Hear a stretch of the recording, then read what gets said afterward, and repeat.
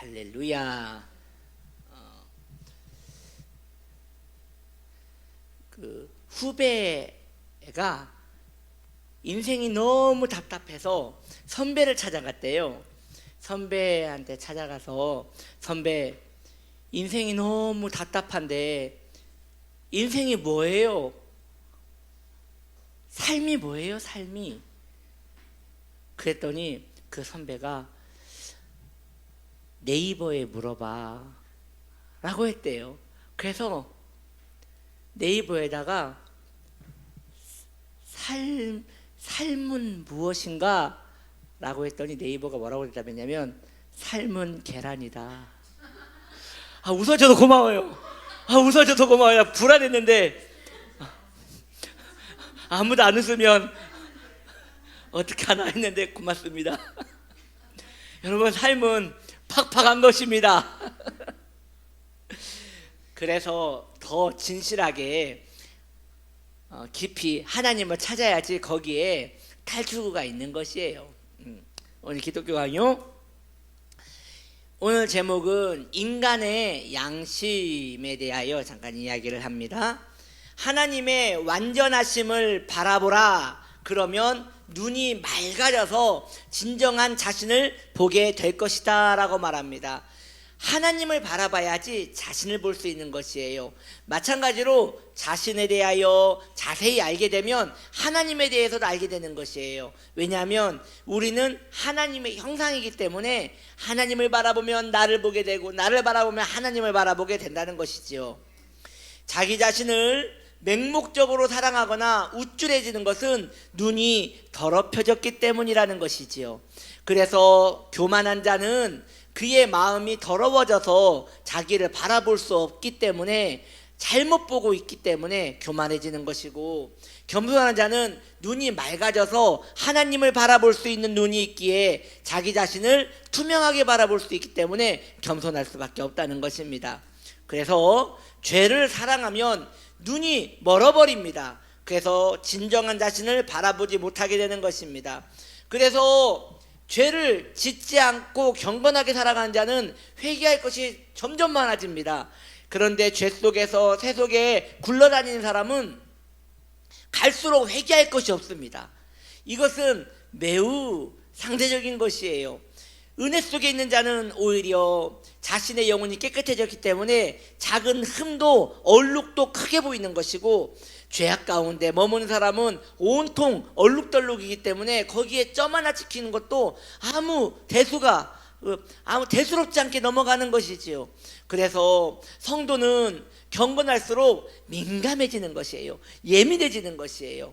그런데 경건하지 못하면 세속에 있는 세상 사람들과 똑같이 살아가도 아무런 거리낌이 없고 부딪힘이 없는 것이에요. 여러분들이 세상의 사람들과 예수를 믿지 않고 아니면 하나님의 은혜 안에 있지 않는 사람하고 대화를 해보십시오. 대화가 너무 잘 되고 술술 잘 되고 재밌게 잘 되면 자신의 영혼을 점검해 봐야 합니다.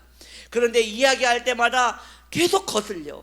뭔가 얘기를 하려고 하면 그 사람의 내면이 보이고 그 사람의 동기가 보여서 너무 괴로워서 시간 내내 마음이 울적했다면 지금 자신의 영혼을 돌아보고 있다는 것이지요.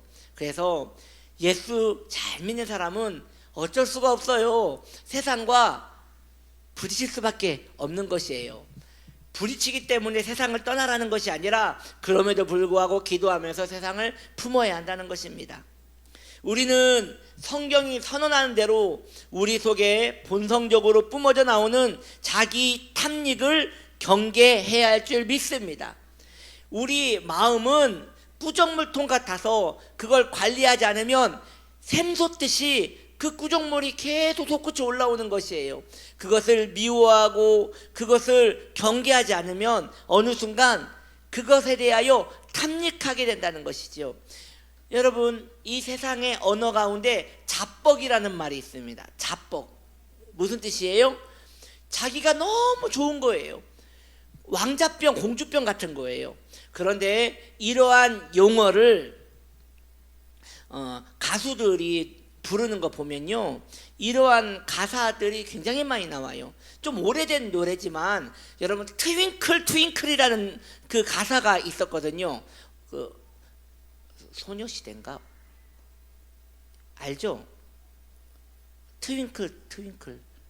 이 트윙클이 뭐냐면요, 반짝거린다라는 거거든요. 이 아이돌이요, 노래를 부르면서 이 가사가 어떤 가사냐면 자기가 이뻐 죽겠다는 거예요. 나는 왜 이렇게 이 가사가 이래요. 나는 트윙클 하잖아 이러면서 자기가 너무 이쁘다는 거예요. 이걸요, 아이들이 노래방 가서 똑같이 부릅니다. 내가 너무 사랑스럽고 너무 존귀하고 반짝반짝거린다는 것이에요. 이러한 노래가 꽤 많아요. 왜 그럴까요? 세상에 사랑은 자기를 사랑하는 거예요. 자기를 너무나 사랑하는 것이에요.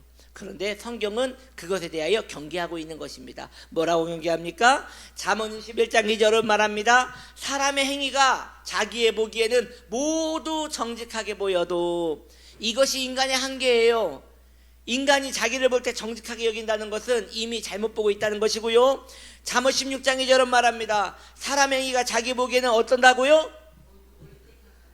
모두 깨끗하여도 이것도 지금 오류가 심각하게 생긴 것입니다. 제가 전에 청년한테 물어봤습니다. 몇 명한테 물어봤어요. 너는 죄가 있느냐? 굉장히 싫어해요, 이런 질문 자체를. 계속 집요하게 물어보잖아요. 당신은 죄가 있습니까? 청년이요, 그대는 죄가 있습니까? 그러면 한참 듣다가 저는 죄가 없습니다 그래요.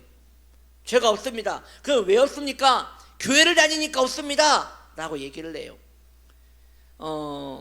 정말 무턱대고 자신의 정결함을 증거하는 그 모습을 볼 때 너무 답답하죠.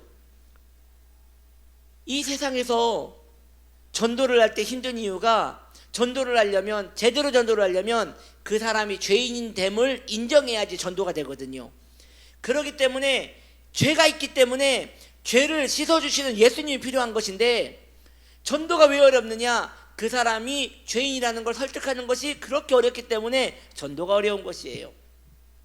그렇다면 예수를 믿고 있는 저와 여러분은 자신의 죄인됨에 대하여 인정을 하시겠죠. 그런데 얼만큼 인정을 하고 있냐는 것이죠. 하나님께서 나에게 너는 죄인이다 라고 하면 모두 꼬꾸라져서 회개할 거예요. 그런데 하나님이 아닌 인간이 당신은 죄인입니다 라고 하면 불쾌해요. 불편해요. 당장 어떤 마음이 드냐면 당신은 죄인입니다. 그럼 너는 죄가 없습니까? 라고 하고 싶다는 것이죠. 인간은 누구나 자신의 죄에 대하여 건들면 불편한 것이에요. 그래서 전에 제가 중등부 사역을 할 때 말이죠, 설교할 때마다 죄를 지적했거든요. 그때 그 부감님이 오셔서 그 전도사님, 죄에 대해서 얘기 안 하시면 안 됩니까? 일주일간 괴롭게 살다 왔는데 교회까지 와서 혼인하니 너무 마음이 불편합니다 라고 이야기했던 것이 기억나요. 모든 사람은 예수를 믿든 믿지 않든 자신의 죄에 대하여 이야기할 때 불편함을 느끼는 것이에요. 그래서 사람의 행위가 자기 보기에는 모두 깨끗하여도 그저 자신의 그 허물이 드러나지 않고 깨끗하다고 할 때 거기에서 평안을 느끼는 것이지요. 그래서 모든 종교 가운데 죄를 집요하게 파고 들어가서 끝까지 죄를 인정하는 종교는 기독교밖에 없습니다. 왜냐? 기독교만이 죄를 드러내고 죄가 드러났기 때문에 예수님을 찾게끔 만들기 때문인 것이에요. 그래서 성도가 자신의 죄를 인정하는 것은 매우 복된 것입니다. 아멘. 상진아, 너는 죄인이니? 넌 죄가 많니? 너는 죄가 정말 많니?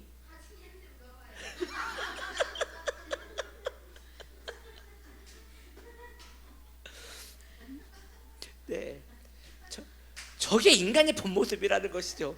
왜 나만 가지고 그러느냐?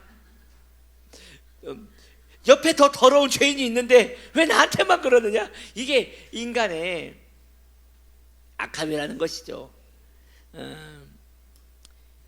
인간의 착각으로 사람은 죄사함을 받지 못하는 것입니다. 나는 정직한데, 나는 깨끗한데, 사람이 자기를 볼 때에 그렇게 크게 흠이 없는데 왜 나한테만 그러느냐라고 하는 것이 착각이고, 그걸로 인하여 인간은 구원을 받지 못하는 것이에요. 잠언 16장 2절은 이렇게 말합니다. 여호와께서는 심령을 감찰하시느니라. 하나님은 우리를 맑은 물을 바라보듯 우리의 속끝까지 바라보시는 분이십니다. 사람이 겉으로 의의 가면을 쓰고 자신을 칭찬하는 것은 아무런 의미가 없는 것이에요. 그래서 성도는 자기 신앙에 대해서는 정직해야 돼요. 내가 하나님 배우기에 매우 불결한 자입니다 라고 고백하는 자는 하나님 만날 준비가 되어 있는 자입니다. 그런데 바리새인과 같이 나는 때마다 11조도 드리고 기도도 하고요, 구제도 하고요, 저는 선한 일을 많이 하였습니다 라고 하고 마스크를 딱 쓰고 하나님 앞에 서면 하나님은 그를 의롭다 하지 않는 것입니다. 차라리 세리처럼 하늘을 감히 보지 못하고 땅으로 고개를 숙이며 가슴을 치며 나는 죄인이로소이다, 그 사람에게 소망이 있는 거예요. 여러분, 이것이 정답이에요. 그러면 정답 딱 나왔잖아요. 신앙생활은 어떻게 해야 돼요? 힘 빼고 회개하면서 마음에 거룩한 우울감을 가지고 나는 죄인이로소이다 라고 하며 엎드려 나아가야 하는 것이에요.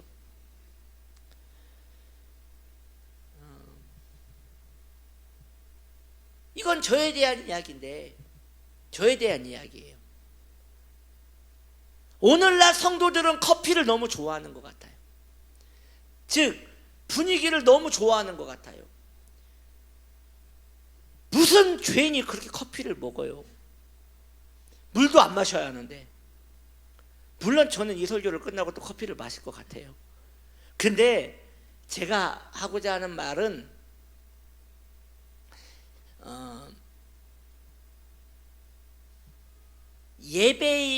예배에서 거룩함을 느끼는 그 회개와 일상에서 내 삶을 누리는 이 즐거움에 갭이 너무 크다는 거죠. 그러니까 이 갭이 너무 크니까 예배가 더 괴로워지는 거예요. 그래서 예배를 풀어버리는 거죠. 예배를 더 가볍게 해버리는 것이죠. 삶과 레벨을 점점 맞추기 위하여. 그래서 예배를 통하여 삶이 더 거룩해져야 하는데, 삶이 더 평안하기 위하여 예배의 격을 낮추게 되는 것이죠. 이것이 인간의 악이에요. 경건에 대하여 아무리 이야기를 해도 삶은 변하지 않아요. 왜냐하면 내가 누리던 것은 다 누려야 한다는 것이죠. 제가 저와 여러분들에게 말씀드립니다.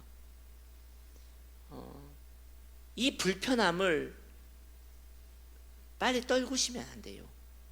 신앙의 그 경건함에 대한 불편함을 품고 그것에 대하여 묵상할 수 있어야 하는 것입니다. 주께서는 인간이 착각하고 있는 동안에도 은밀한 불결함을 저울에 계속 달고 계시는 분이십니다. 자신의 거짓된 자아에 망하지 않기 위해서 자기 자신을 속여서는 안 될 것입니다. 자기 자신을 올바로 살피기 원한다면 우리의 양심을 하나님의 심판대에 자주 세워놔야 합니다. 우리는 하나님의 심판대에서 어떤 것도 숨기지 못할 것이에요. 그러기 때문에 기도할 때마다 자신의 양심을 심판대 앞에 세워놓고 내가 얼마나 불결한 자인지, 내가 하나님을 찾기에 얼마나 부족한 자인지 그것을 고백하며 회개하며 나아가야 한다는 것이죠. 그래서 진실하게 자신 안에 있는 허물을 드러내는 자는 복이 있는 것이에요. 심판대 앞에서는 완전히 벌거벗은 상태로 은밀한 부패를 밝히 드러낼 수 있기 때문입니다. 오늘날 성도들은 십자가를 찾지 않습니다. 용서하시는 예수님, 사랑의 예수님, 친밀하신 예수님, 우리 구주 예수님은 찾아도 십자가에 달리신 예수님은 찾지 않습니다. 우리가 방금 찬양을 불렀어요.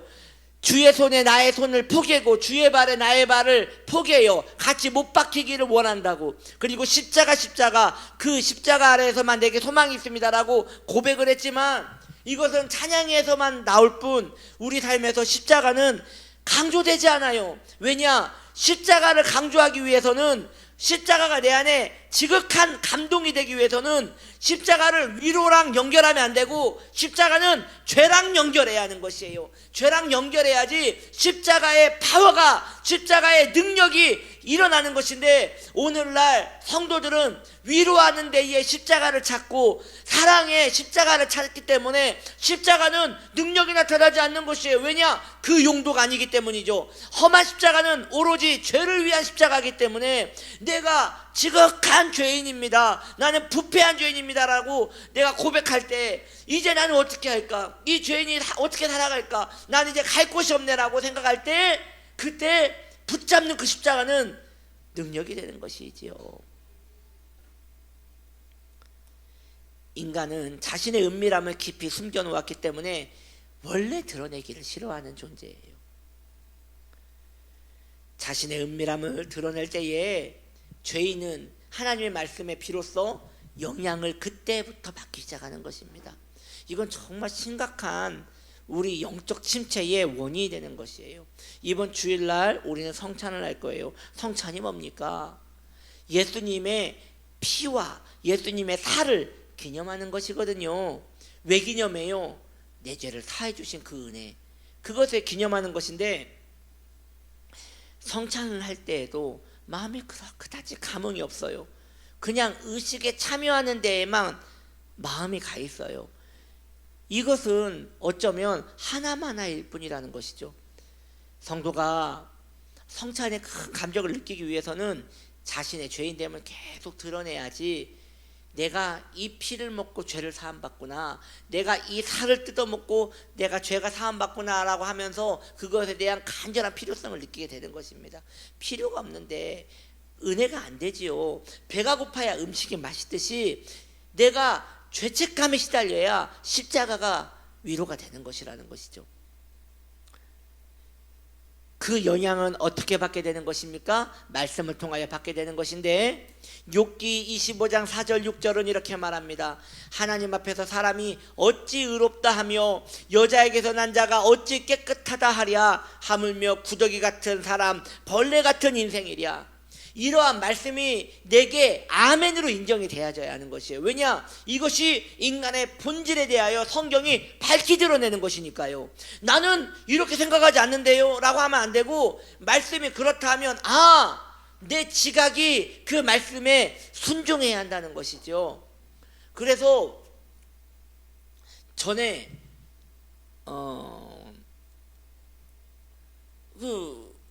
어느 목사님께서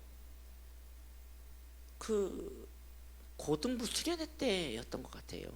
그때 말씀하시기를, 오늘날 기독교는 너무 자학적이다, 가학적이고 너무 자학적이다. 어떻게 존귀한 하나님의 자녀를 벌레 같다고 표현할 수 있느냐. 그래서 찬송가 만왕의 왕 예수께서 이 찬송가를 바꿔야 한다는 거예요. 이 벌레 같은 나 위에, 이 가사를 바꿔야 한다고 막 열변을 토하면서 이야기를 하신 것을 본 적이 있어요. 그분이 이야기하는 것이 무슨 말인지는 알겠는데 사실은 그렇지 않아요. 왜? 벌레는 죄를 안 짓잖아요. 벌레는 태어나서 자기 인생 잘 살다가 새한테 잡아먹히든지 아니면 자기 생애를 살고 죽잖아요. 인간은 죄를 짓는다는 것과 하나님을 배반한다는 것에 대해서는 벌레보다 못한 것이 맞는 것이에요. 욥기 15장 16절은 이렇게 말합니다. 악을 저지르기를 물마심같이 하는 가증하고 부패한 사람을 용납할 수 있겠느냐. 우리는 죄를 물 마시는 것보다 더 쉽게 죄를 짓는 존재라는 것이죠. 이게 성경이 인간을 정의하고 있는 것입니다. 또 말합니다. 욥기 14장 4절, 누가 깨끗한 것을 더러운 것 가운데서 낼 수 있으리까? 하나도 없나이다. 즉 나는 깨끗한 자가 아니기 때문에 내 안에서 깨끗한 것은 절대 찾을 수 없다는 것이지요. 그런데 오늘날 현대인의 성도들은 너무 자기 안에서 의로움을 찾아내는 것이에요. 쉽게 나는 하나님의 자녀지요, 나는 하나님께 사랑을 받고 있지요, 나는 존귀한 하나님의 자녀지요, 이런 것을 너무 쉽게 얘기한다는 것이에요. 자기의 상황을 모두 파악한 다음에 그런 것들을 고백하는 것은 괜찮지만 자신을 제대로 파악하지 않고 시궁창 같은 데서 철퍽철퍽거리면서 돼지가 구정물을 보고 거기서 뒹굴면서 즐거워하는 모습과 같이 인간이 죄를 사랑하는데, 거기에다 대고 나는 하나님의 존귀한 자녀지요, 하나님은 나를 정말 사랑하시죠, 이러한 언어는 너무 반기독교적이 될 수 있는 것이죠. 욥기 9장 20절, 가령 내가 의로울지라도 내 입이 나를 정죄하리니 가령 내가 온전할지라도 나를 정죄하리라. 그러니 어떠한 인간도 자기 자신을 정죄하는 일에 있어서 게을르면 안 된다는 것이죠. 이사야 선지자는 인간의 타락에 대하여 이렇게 탄식하고 있습니다. 이사야 53장 6절, 우리가 잘 아는 말씀이죠. 같이 한번 읽어볼까요? 우리는 다 양 같아서 그릇 행하여 각기 제 길로 갔거늘. 우린 이 말씀을 사랑해요. 왜냐하면 그 다음 구절 알기 때문이에요. 그 다음 구절, 주님께서 우리의 죄를 위하여 죽으셨다, 그의 허물, 나의 허물은 그의 허물이 되었고 나의 상처는 그의 상처가 되었다, 이 말씀을 알기 때문에 이 말씀을 사랑하는데요. 이 말씀만 딱 떼서 얘기를 하면 이건 뭐예요? 우린 다 양 같아서 그릇 행하여 각기 제 길로 갔다. 나는 배신자다, 나는 하나님을 언제라도 버릴 수 있는 배신자다, 그걸 이야기하는 것이라는 것이죠. 이게 왜 중요하냐? 본성이기 때문이에요. 본성. 우리 안에 하나님을 거역하고자 하는 마음이 언제나 준비되어져 있는 거예요. 진설되어져 있는 것이에요. 우리 자신을 철저하게 파헤쳐서, 우리 파헤쳐야 하는데 잘 안 파헤쳐요. 파헤쳐서 살피는 일이 우리를 그야말로 소스라치게 놀라게 만들 정도까지 계속 되어져야 한다는 것이죠. 그러니까 회개를 할 때, 제대로 된 회개를 하면요, 놀라는 거예요. 내가 이런 죄를 지었다니 하고 놀라는 것이에요. 그러니 회개라는 것은 엄밀히 말하면 내가 알고 있는 죄를 회개하는 것이 아니라, 회개하다가 죄를 파헤치다가 내 안에 이런 끔찍한 것이 있구나라고 하면서 놀래는 그 순간, 그때 내 무력함을 깨닫고 하나님을 간절히 찾게 되는 일이 일어나는 것이죠. 할렐루야. 이런 일들이 우리에게 일어나기를 여러분 소망해야 합니다. 이러한 시간이 있어야 소망이 있는 것이에요. 교회를 아무리 오래 다녀도 이러한 시간을 가지지 않으면 신앙은 머무르게 돼요. 정체돼요. 신앙은 독수리 날개쳐 올라간 것 같이 하나님을 앙망하지 않아요. 우리는 날개쳐 올라간 것 같이 내 삶의 모든 침체를 뚫고 하늘로 팍 치솟기를 원하거든요. 신앙이 누구나 그럴 거예요. 그런데 그러한 시간은 열심히 기도한다고 얻는 것도 아니고 예배를 잘 참석한다고 얻는 것도 아니고, 내 죄악을 파헤칠 때 파헤치고 그러다가 정말 내가 끔찍한 죄인이구나라고 인정이 딱 되는 순간 어떤 일이 일어나느냐? 대부분 우울증에 걸립니다. 우울증에 걸려서 시름시름 앓아요. 그때 예수님이 찾아오세요. 구원자 예수님이 찾아오세요. 그때 예수님을 붙잡는 자는 넘치는 회복을 경험하게 되는 것이죠. 그런데 오늘날 기독교에 이런 신앙을 가진 교회도 적고 성도도 적지요. 아니요, 거의 없는 것 같아요. 왜? 힘들잖아요. 자기 죄를 찾긴 해요. 그런데 잘 안 찾아지니까 이제 포기도 하고 거기에 대하여 흥미도 못 갖거든요. 할 수만 있거든 이런 신앙의 즐거움을, 이런 신앙의 낙을 찾으시면 참 좋습니다. 저도 잘 안 되는데요. 한참 회심 설교할 때는 작정하고 저도 이런 기도를 자주 하고 자기의 죄를 찾는데 많은 신경을 썼는데, 당장 마음이 게을러지니까 이런 기도를 하기보다는 중보 기도도 하고 싶고, 그리고 뭐 사역에 대한 기도도 하고 싶고, 이런 기도가 더 간절해지지, 내 안에 솟구치는 죄를 찾고자 하는 그 의욕은 사라지더라고요.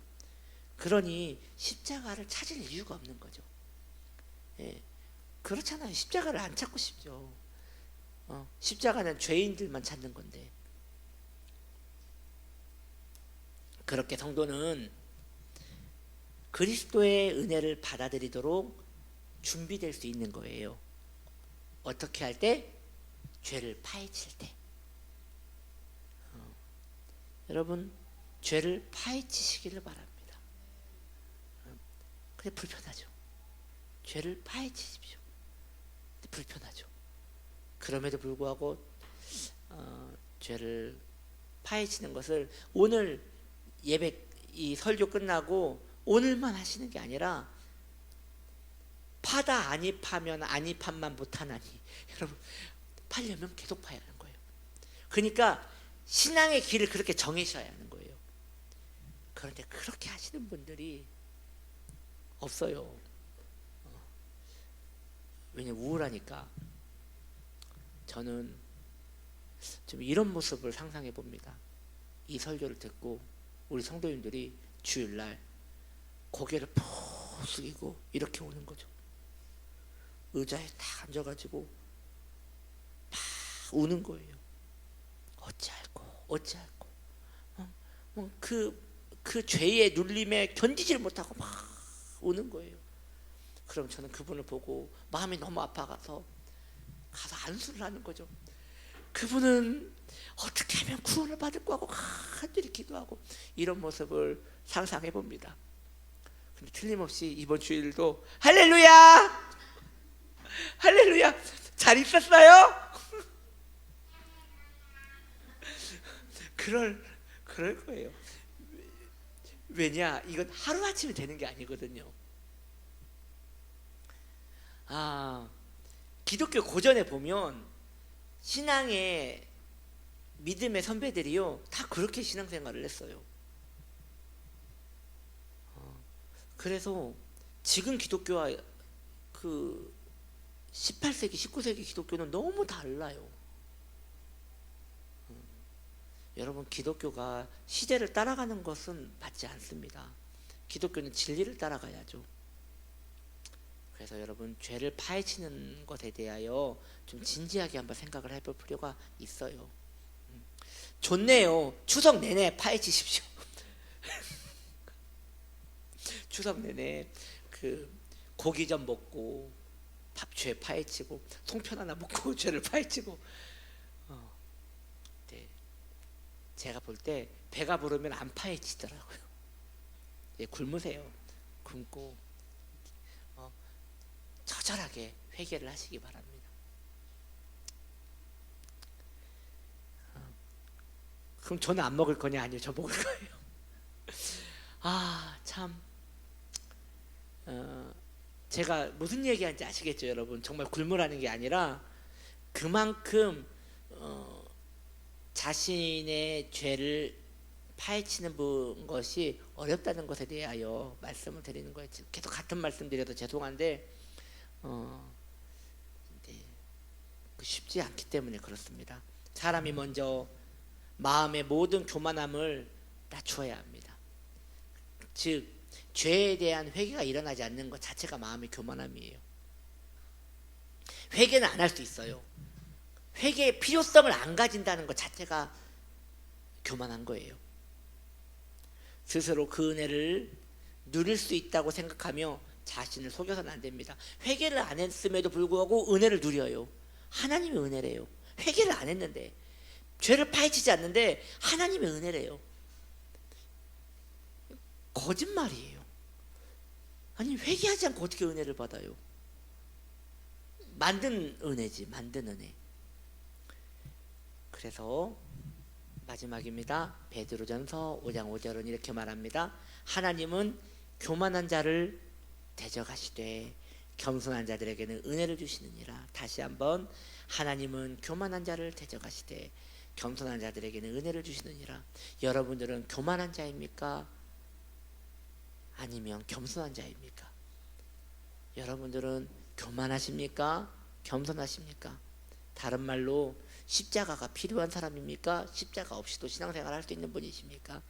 여러분들은 죄를 파헤치고 계시는 분이십니까? 아니면 죄를 파헤치지 않고도 얼마든지 말씀과 기도와 찬양에 은혜 받는 분들이십니까? 이렇게 자신을 점검해 보자는 것이죠. 여러분, 오늘 이 내용은요, 제 이야기가 아니에요. 기독교 강요를 거의 그대로 옮긴 거예요. 예, 정말 말씀이 되게 강력하지 않습니까? 정말 힘들죠. 소화해내기 참 힘든 말씀인 것 같아요. 그런데 지금 칼빈이 16세기 사람이거든요. 그 당시에 대부분의 교회에서는 이러한 설교를 듣고 신앙생활을 했어요. 오늘날 우리가 듣기에는 매우 생소한 설교지만 이러한 이야기를 교리로 삼고 축으로 삼아서 신앙생활을 했단 말이죠. 이게 여러분 건강한 신앙생활입니다. 목사님 계속 죄만 회개하다가 우울하게 살면 신앙인으로서 덕이 안 되지 않습니까? 그럼 회개 안 하면 덕 있게 살아요? 그것도 아니잖아요. 막 밝게 살면 덕 있게 살아요? 예, 어찌 보면 가면 쓰고 살 수 있다는 것이죠. 진실하게 자신의 마음에 좀 서글픔이 일어났으면 좋겠어요. 마음에 서글픔이 일어나서 내가 정말 하나님을 사랑하는가, 내가 얼마나 죄인됨을 인정하고 살고 있는가, 이러한 것들을 파고 파도 계속 나올 거예요. 파도. 근데 내가 아는 거 말고 내가 모르는 거 나올 때까지 파는 것이죠. 경악할 때까지. 네. 여러분, 들었으니까 마음에 감동이 되거든. 이러한 신앙을 한번 추구해 보시는 것도 괜찮지 않겠어요? 우리의 기도가 깊어지지 않는 이유는 어찌 보면 내 내면을 깊이 감찰하지 못해서 그렇거든요. 내 기도를 깊이 감찰하기 위해서는 깊이 들어가는 길목에 틀림없이 내 죄가 있어요. 그것을 끌어안고 주님께 애통해하고, 애통해야 하는 가운데 더 깊은 기도로 들어가고. 그래서 저도 그렇고 여러분도 그렇고 결국 이런 신앙이 되었어요. 세상과 나는 간 곳 없고 구속한 주만 보이도다. 이런 신앙생활을 했으면 좋겠어요. 그래서 어느 날 박정순 권사님이 저한테 오셔서 이런 말씀 하시는 거죠. 목사님, 잠깐 눈 감고 떴는데 2시간이 지났어요. 잠깐 눈 감고 나는 죄인이구나 하고 기도한 것 같은, 한 10분 기도한 것 같은데 2시간이 지났어요. 이런 날이 오면 저는 권사님께 안수를 받으러 갈 겁니다. 기도합니다. 하나님